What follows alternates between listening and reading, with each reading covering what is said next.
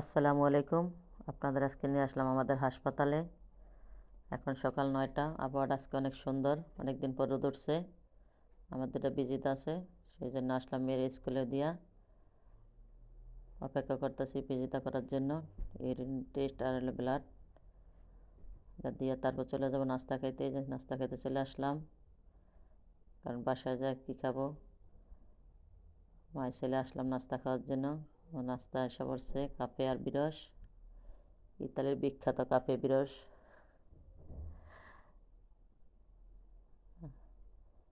খেয়ে চলে যাব মিষ্টি আলুর খোঁজে। মিষ্টি আলু লাগবে আমার। দোকানে আসলাম, পেয়ে গেছি মিষ্টি আলু।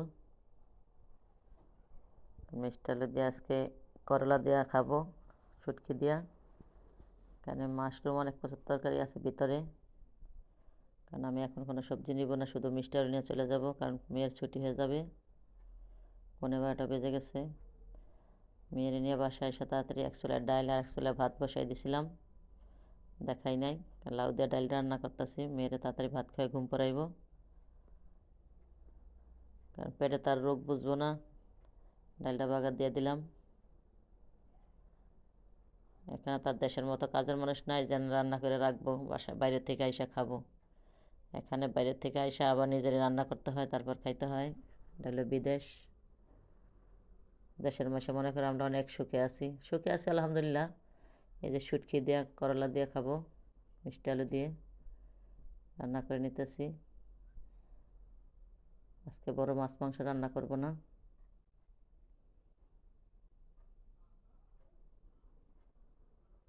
এটা কার কার পছন্দ, শুটকি করলা মিষ্টি আলু। একটু করলা ভাজি করব, যার লাগে তার ডিম ভেজে খাইব। আমার হয়ে গেছে আজকে দুপুরে ঝটপট রান্না।